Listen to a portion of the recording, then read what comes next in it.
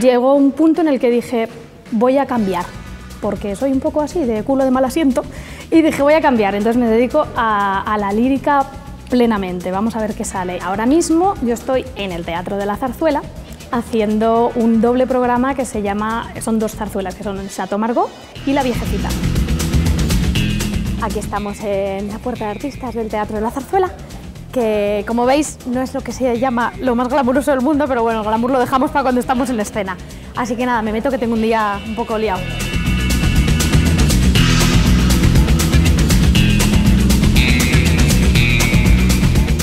Aquí es donde yo empecé, es el primer teatro lírico que me dio oportunidad de subirme aquí al escenario. Es un teatro al que le tengo muchísimo cariño, aparte se trabaja muy bien con toda la gente que está allí. Yo es un teatro al que siempre quiero volver, el que me gustaría, aunque yo salga a trabajar como estoy saliendo ahora ya fuera de España, quiero seguir teniendo ese nexo de unión con este teatro porque es muy importante para mí.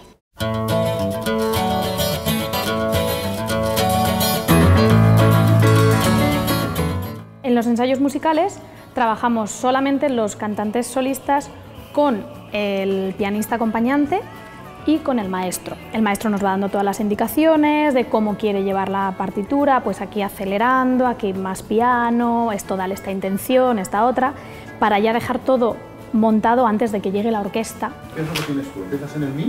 Sí, pero es que he empezado en un sol porque me he ido yo para arriba. Mi. Mi, porque el coro tiene en el sol. Ah. Por eso digo que ahí, si tú te quieres... De hecho, yo preferiría que te fueras al do al final. En esta producción estamos trabajando con el maestro Miquel Ortega y es una persona encantadora con la que se trabaja a las mil maravillas porque siempre ayuda, te da mil ideas y tiene un gusto musical con el que yo me siento muy identificada. Está arrugadita como un bacalao. Este bribalzo de la nave tiranía. Ay, válgame el cielo, si esta no es mi día. Niña encantadora, ven y acércate. Ay, por Dios, señora, me avergüenza usted. Para mí es una de las más grandes sopranos de esta nueva generación. Cuando uno trabaja con ella se da cuenta de la calidad no solo de esa voz, sino de la calidad de su preparación. Aragón tiene ya muy buenos cantantes, ¿no? Carlos Chausson, por ejemplo, es una gloria internacional, también de Zaragoza, y Ruth, por supuesto, que lo es y todavía lo será más. La siguiente parte de los ensayos, antes de que llegue la orquesta, es la parte de la escena. Y como ensayamos a la vez que se hacen otras producciones en el teatro, nos alternamos. Mientras que está otra producción en la sala principal, nosotros nos vamos a otra de las salas del teatro. Dependiente de la perfumería, ¿pero hay sala continuo o no? La tienes que continuar. Vale. O sea, yo te bloqueo, ¿vale? Vale.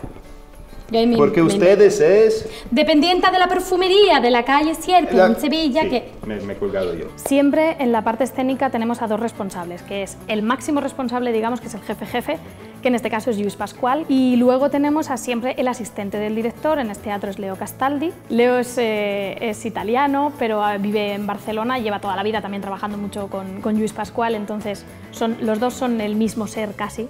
Tienen muy claro lo que quieren y tanto con uno como con otro se trabaja de maravilla.